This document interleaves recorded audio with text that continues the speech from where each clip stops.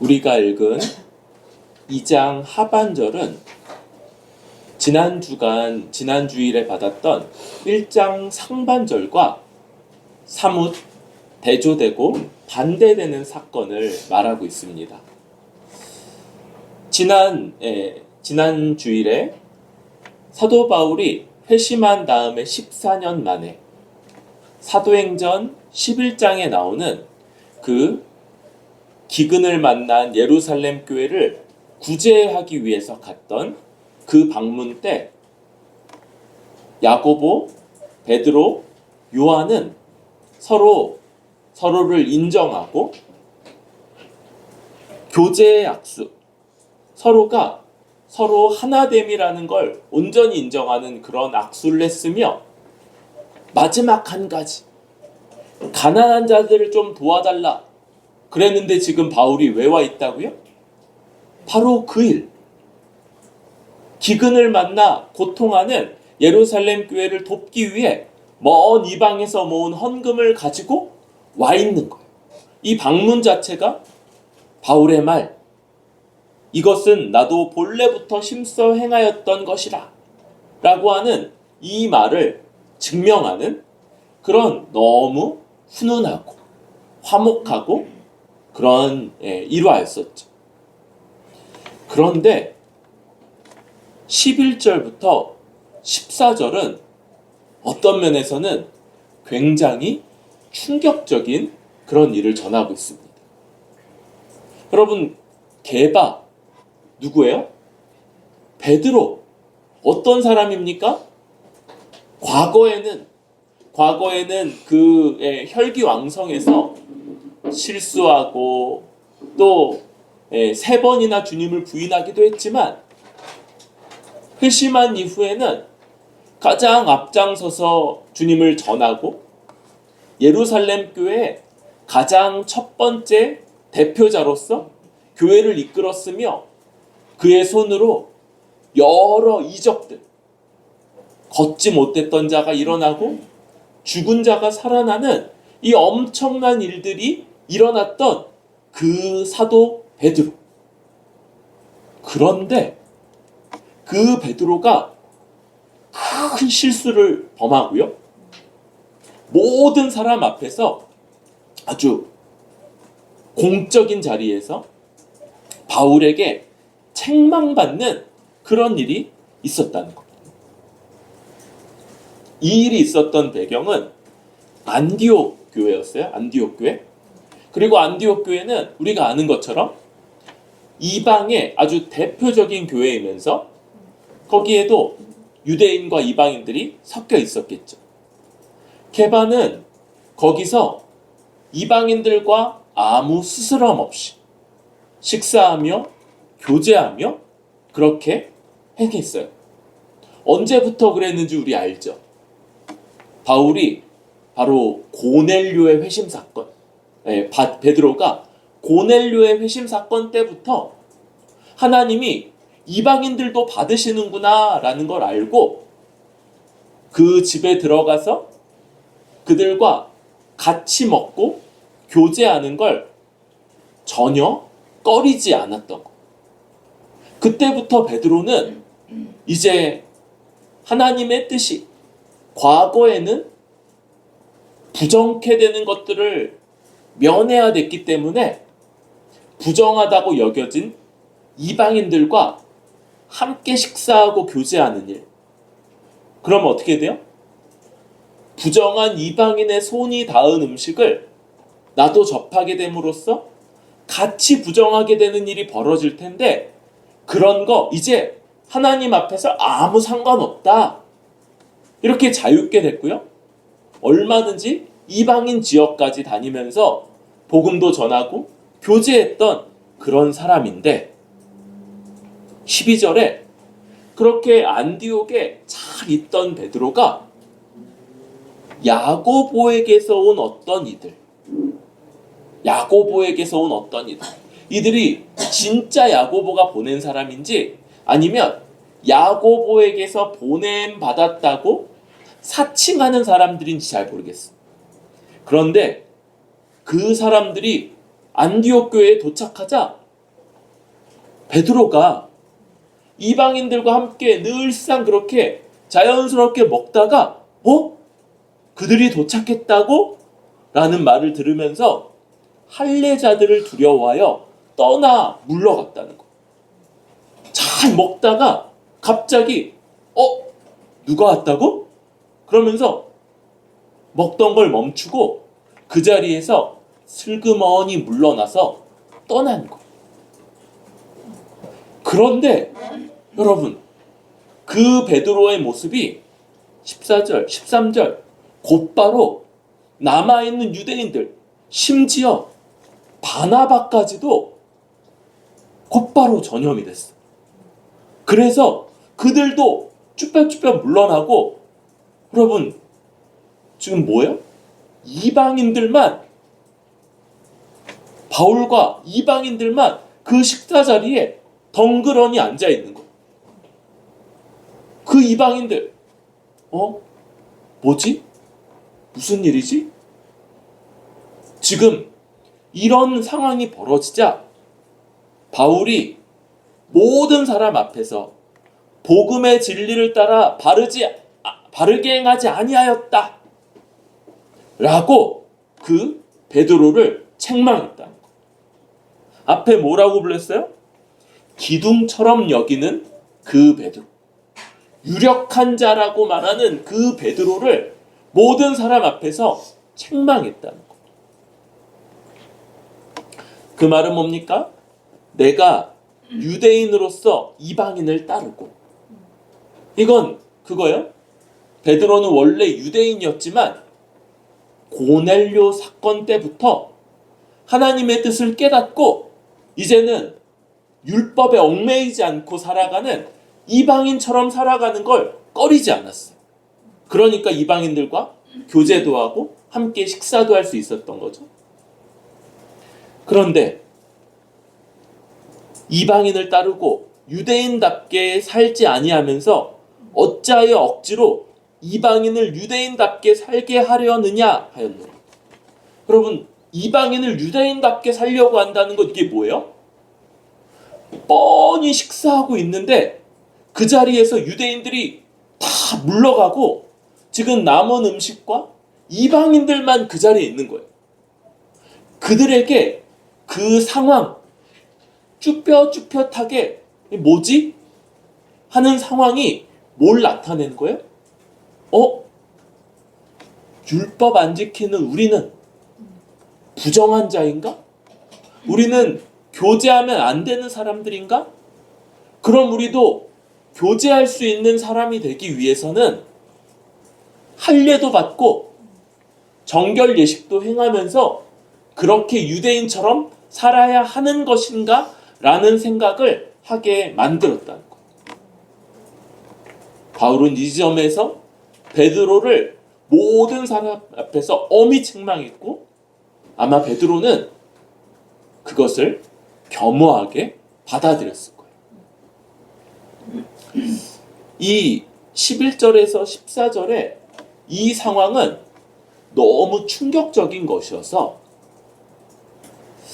어떤 분들은 이 2장의 앞부분에 14년 만에 올라간 방문을 예루살렘 회의라고 보기도 하는데, 예루살렘 회의에 그 공적 결정이 다 이루어지고 나면 지금 베드로의 이 행동은 그가 사도이고 그럼에도 불구하고 징계받아야 될 행동이 됩니다. 이 공의회의 결정은 그런 의미가 있는 거예요. 그리고 그런 결정까지 하고 이렇게 실수했을 거다라고 보기가 쉽지 않아서 아마도 이 11절부터 14절까지의 이 사건은 사도행전 15장의 예루살렘 공의의 이전일 거다. 공식적인 결정이 있기 전에 일어날 거다라고 그렇게 추측을 할 수 있을 것 같아요. 여러분, 이 일이 굉장히 아주 중하고 큰 의미를 갖고 있어요. 그럴 때 이제 이 사건을 기초로 해서 바울은 내용을 정리합니다. 15절. 우리는 본래 유대인이요 이방 죄인이 아니로되 바울이나 베드로나 바나바나 이런 사람들은 다 유대인들이었고 그들은 원래부터 할례를 받고 율법을 지키는 사람들로서 이방인들, 율법과는 아무런 상관도 없이 살아가는 그런 죄인과는 구분된 사람이라고 여겼어요. 그런데 그걸로 사람이 의롭다함을 받지 못한다. 예수님이 마태복음 5장에서 뭐라고 합니까? 가장 열심으로 율법을 지켰던 그 바리새인과 서기관들보다 너의 의가 더 낫지 않으면 결코 천국에 들어갈 수 없다. 그러니까 여러분 이거는 내가 바리새인들보다 서기관들보다 더 열심히 해야지가 아니고 아예 그런 방식으로는 사람이 자기 자신을 의지하여서 율법을 지키는 방식으로는 하나님 나라 들어가는 게 불가능하다는 걸 말하는 것, 이게 그 예수님의 가르침이었던 것. 바울은 이걸 더 명확하게 얘기합니다. 16장 마지막에 율법의 행위로서는 의롭다함을 얻을 육체가 없느니라. 여기 육체는 사람이에요.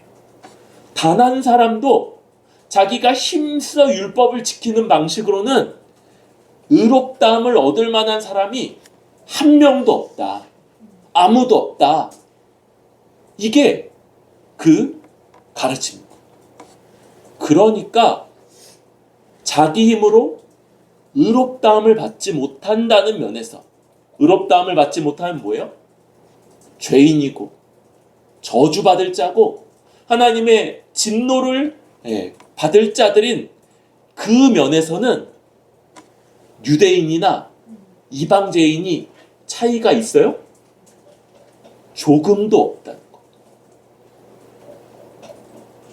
유대인이든 이방죄인이든 율법을 하나도 안 지키며 살았던 죄인이든 아니면 그걸 힘써 지키려고 애쓰고 노력했던 자든 그걸로 의롭다함을 받지 못한다는 면에서는 똑같다는 거. 아무 차이가 없어. 그러면 차이는 어디서 나타나는가? 오늘 말씀의 핵심 구절이고 갈라디아서 전반부의 핵심 구절이 바로 16절인데 한번 읽어보도록 합시다. 시작. 사람이 의롭게 되는 것은 율법의 행위로 말미암음이 아니요 오직 예수 그리스도를 믿음으로 말미암는 줄 알므로 우리도 그리스도 예수를 믿나니 이는 우리가 율법의 행위로서가 아니고 그리스도를 믿음으로써 의롭다함을 얻으려 함이라. 율법의 행위로서는 의롭다함을 얻을 육체가 없느니라. 아멘.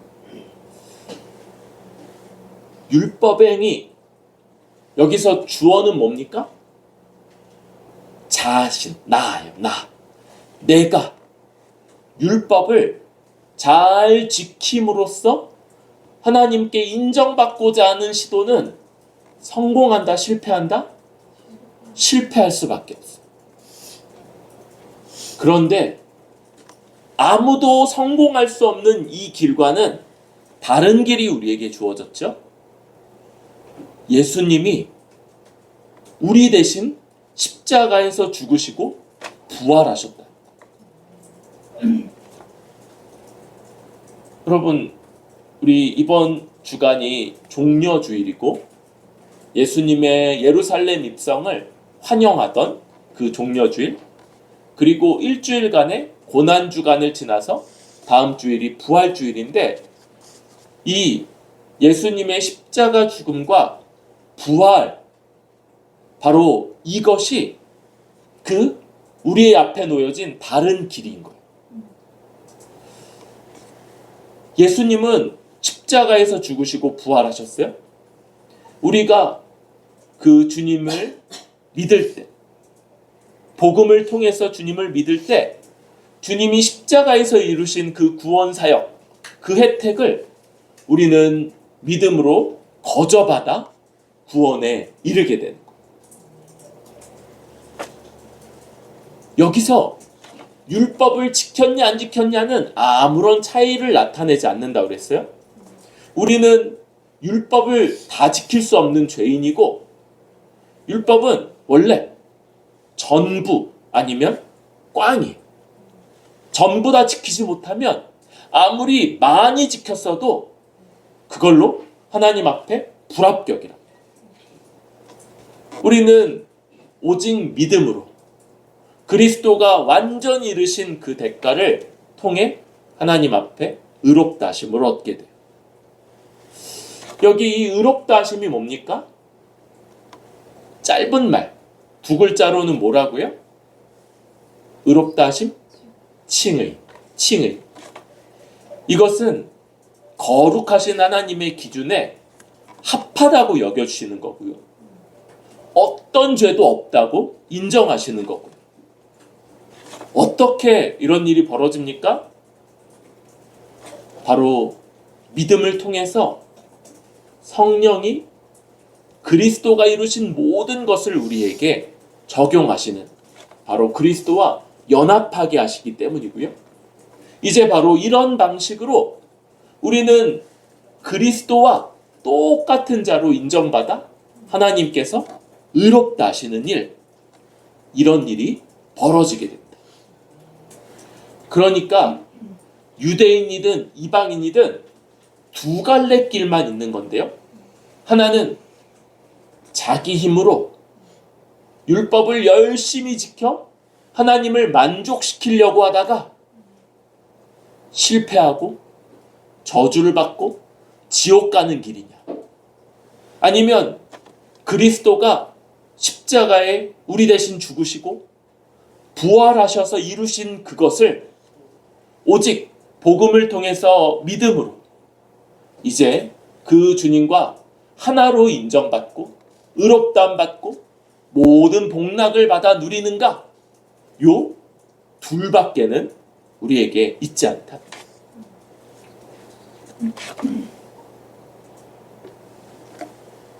갈라디아 교인들, 그 사도 바울이 1차 전도 여행 때 가서 복음을 전했던 그 교회의 교인들도 마찬가지로 이것을 받아들이고 믿었던 거예요.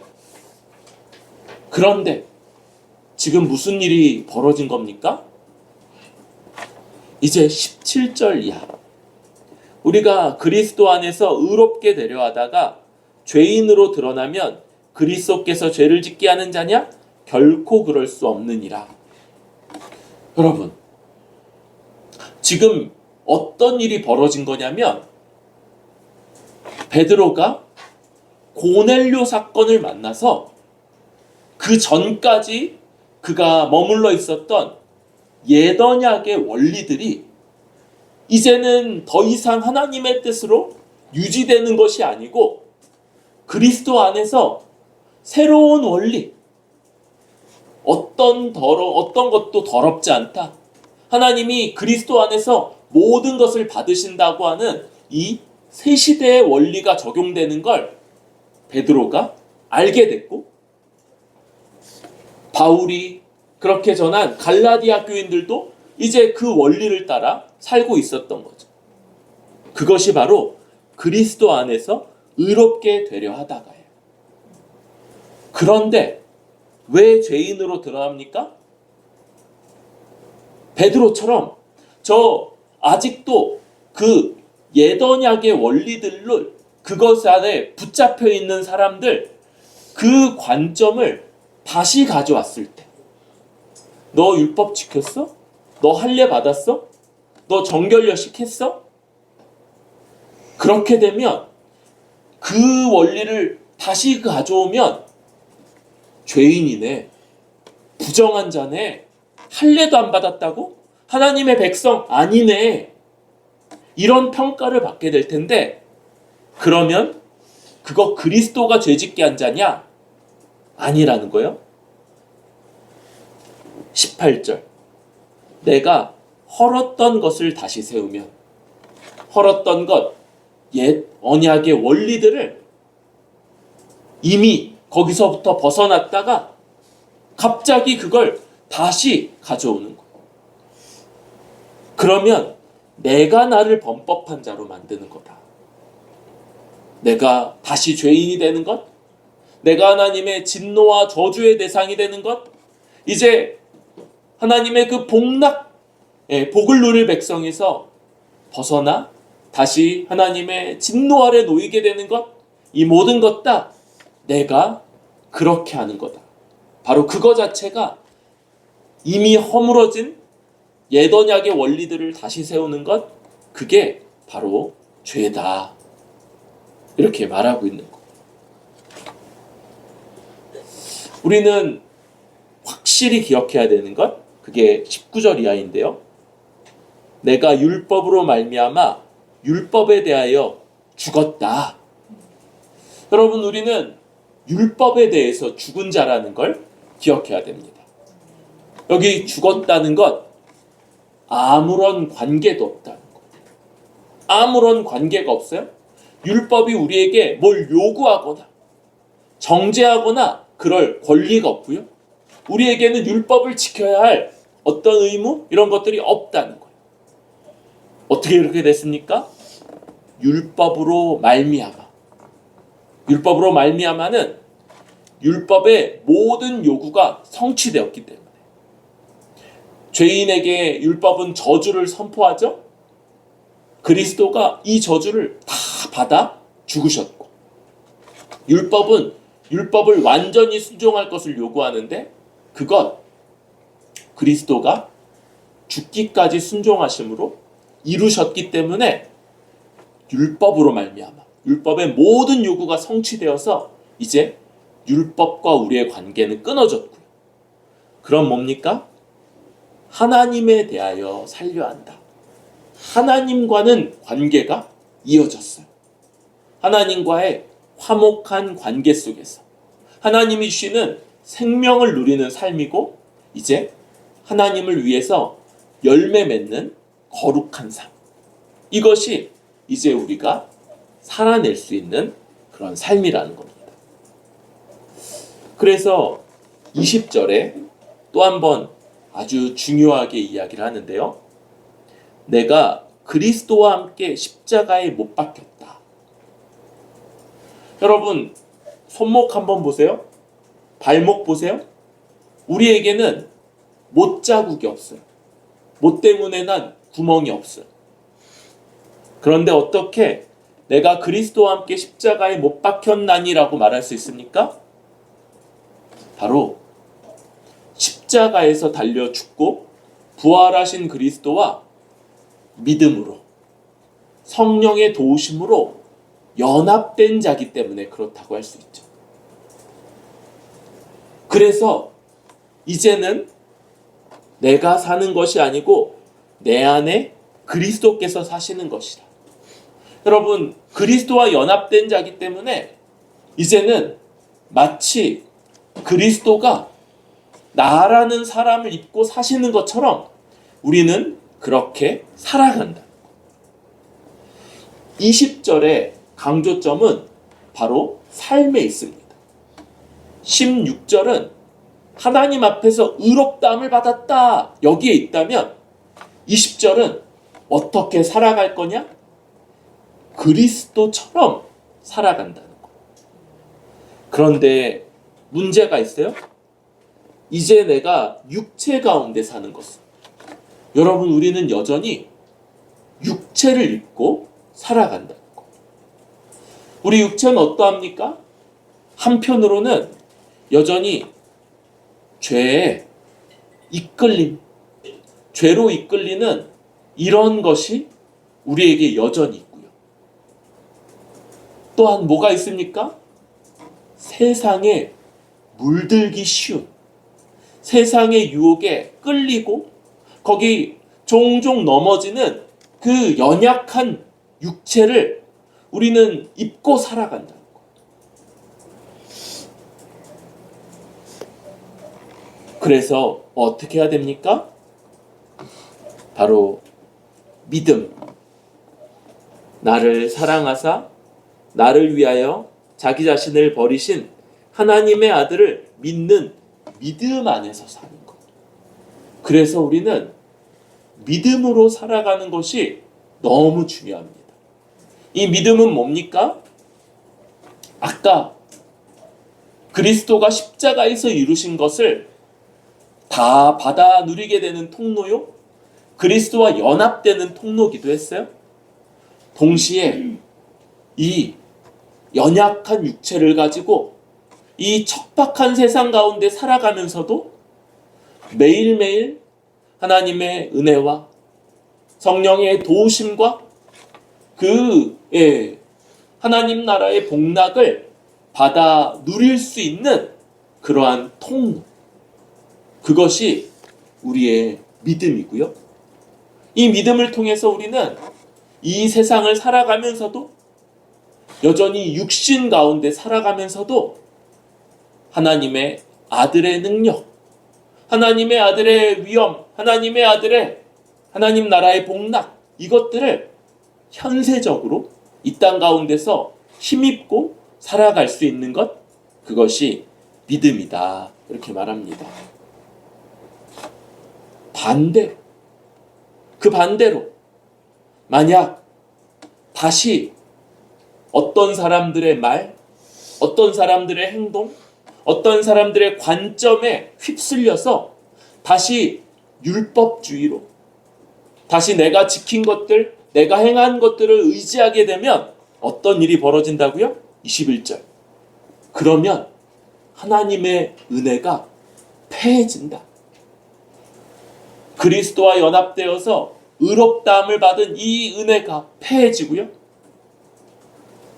육신 가운데 이 척박한 세상의 유혹과 흐름 속에서 살아가면서도 하나님을 힘입고 그 능력을 힘입고 거룩하게 살아갈 수 있는 이 은혜를 주신 것에서부터 패하여진다. 그럴 수 없다. 이렇게 말하는 것이 오늘 전체 말씀이라고 할 수 있겠습니다. 그래서 먼저 하나씩 좀 세 가지로 좀 적용을 해보려고 해요. 먼저 11절부터 14절에 베드로가 안디옥에서 지금 미혹됐고 그래서 외식하는 죄를 범했죠. 그런데 어떻게 됐습니까? 베드로가 쭈뼛쭈뼛 물러나자 모든 유대인들과 심지어 그렇게 사도 바울과 함께 이방 가운데서 복음을 전했던 야고보마저도 함께 외식되었다. 외식에 유혹되었다. 이렇게 말하고 있는 거예요. 여러분, 우리는 한 사람의 죄가 그 한 사람의 죄로 종종 머물러 있지 아니하고 다른 사람들에게 악한 영향을 끼치면서 공동체 전체의 거룩의 수준을 낮춰버린다는 것. 그럼 어떻게 돼요? 구별됨이 사라지고요. 우리 안에 한 몸으로서 하는 이 교제가 약해지고요. 그리고 하나님의 백성으로서의 우리의 영광, 우리 가운데 주어지는 능력, 우리 가운데 있는 이 복음의 찬란한 빛이 흐려지게 되는 이런 영향이 벌어지게 된다는 거. 여러분, 죄는 전염성이 있다는 것. 그래서 그냥 놔두면 공동체 전체에 쉽게 퍼져버리고 또 영향을 끼친다는 것을 우리가 기억하면서 경계하고 맞서야 될 거예요. 더군다나 우리가 어떻습니까? 한 몸, 한 가족으로 살아가다 보니까 여러분, 이런 영향이 대단히 쉽게 드러나기도 하고 또 번지기도 하는 거예요. 멀찍이 있다면, 멀찍이서 바라본다면 그러면 크게 문제가 안 되고 크게 영향이 미치지 않을 만한 일인데도 한 몸 한 가족으로 아주 밀착해 있기 때문에 옆 사람에게도 큰 영향을 끼치는 것. 이것이 죄이기 때문에 먼저 우리 스스로가 이 죄와 맞서고 싸우고 죄에 넘어가지 않도록 했어. 만일 우리가 그렇게 넘어갔다면 속히 회개하고 하나님 앞에서 다시 돌이켜 우리 죄와 싸우는 일을 다시 시작해야 될 것이고요. 우리 공동체 전체로도 이런 일들을 작은 일로 보지 않고 경계하고 주의하고 그렇게 살펴야 되는 것, 이것이 우리가 행해야 될 일이라고 할 수 있겠습니다. 반대는 뭡니까? 우리가 주의 말씀을 따라 애쓰고 결단하고 또 열매를 맺을 때 이것은 역시 또 우리에게 서로 아주 선하고 아름다운 영향으로 맺혀지게 될 거예요. 죄와 힘써 싸우고 지은 죄가 있다면 서둘러 주 앞에 돌이켜 회개하고 주의 말씀을 따라 살아가며 아름답게 열매 맺을 때 우리 곁에 있는 지체들도 그 유익을 얻고 힘을 얻어 함께 살아갈 수 있을 것을 기대하고 소망합니다. 두 번째는 여러분, 우리는 이 16절에 이야기되고 있는 이 사람이 어떻게 의롭다함을 받는가. 사람이 그러니까 좀 멀게 느껴지나요? 나 같은 사람이 어떻게 하나님이 의롭다 하셨는가, 또 하실 수 있는가, 이걸 생각해야 되는 거예요. 의롭다는 게 뭐라고 그랬습니까? 하나님의 기준에 합하다. 너 완전히 내 기준에 합한 자다. 이게 의롭다는 평가예요. 우리같이 죄를 짓고 넘어지고 연약한 자들이 어떻게 하나님이 의롭다 인정하실 수 있다고요? 예수님이 우리 대신에 십자가에 죽으시고 부활하셨다는 것, 이 객관적인 사실, 주님의 이 십자가 죽음과 부활이라는 것, 거기서부터 기초한다는 것. 주님이 우리 대신에 십자가에 죽으시고 부활하셨어요. 우리는 그것을 믿을 때, 복음을 통해서 그것을 믿음으로 붙잡을 때 값없이 아무런 어떤 행위도, 어떤 자격도, 어떤 조건도 없이 우리는 그리스도의 모든 것이 우리 것으로 여김받고 그리스도와 하나 되어서 하나님 앞에 의롭다함을 받게 되는 것, 이것이 우리가 의롭다함을 받는 길이고, 여러분, 그럼 우리는 이미 의롭다함을 받은 자들입니까? 아멘, 아멘. 의롭다함을 받았다면 이제 하나님이 우리에게 적대적이지 않으시고요, 하나님이 우리와 화목한 관계 가운데 있고, 하나님과 하나님이 주시는 생명, 하나님이 주시는 은혜, 하나님이 주시는 능력이 우리 삶 가운데 함께 한다는 것, 우리는 이것을 또한 믿음으로 붙잡아야 됩니다. 여러분, 우리의 본질은요, 여전히 전보다 좀 나아졌나요? 그럴지도 몰라요. 그럼에도 여전히 죄 짓는 자고 여전히 연약한 자임에도 불구하고 동시에 하나님 의롭다 하신 자요, 그리스도와 같이 모든 복락을 받는 자, 하나님이 자랑하시는 사람이다, 하나님이 사랑하시는 사람이다, 하나님이 우리와 함께 하신다 라는 것을 동시에 믿음 안에서 부여잡고 고백하는 사람들, 그런 우리가 될 수 있기 바라고, 그러기 위해서 바로 이 원리, 그리스도가 2000년 전에 십자가에서 나 대신 죽으시고 부활하셨다는 것, 그를 믿을 때 성령께서 나에게 오셔서 그리스도와 연합시키신다는 것. 이제 그리스도와 연합된 자로 하나님의 모든 기준을 만족시킨 자, 하나님이 의롭다 여기시고 자랑스러워하시고 사랑하시고 은혜와 복락을 날마다 부으신다는 것을 믿음으로 고백할 수 있기를 바랍니다. 세 번째 뭐겠어요? 삶이죠, 삶. 여러분, 이 믿음은요, 구원받을 때 한 번 요구되는 것이 아니에요. 우리는 육신 가운데 살아갑니다. 우리 안에 죄로 이끌리는 경향성을 여전히 가지고 있는 사람으로서 동시에 우리 살아가는 세상이 만만한 세상이 아닌 거예요. 우리를 유혹하고 우리를 미혹하는 강력한 흐름이 우리를 자칫하면 휩쓸려가는 그런 세상 가운데 살아가는데, 그 가운데 어떻게 내 안에 그리스도가 사시는 것처럼 살아갈 수 있습니까? 하늘의 능력을 힘입고 거룩하게 살아가며 가난한 이들을 돌보는 선한 열매를 맺으면서 살아갈 수 있습니까?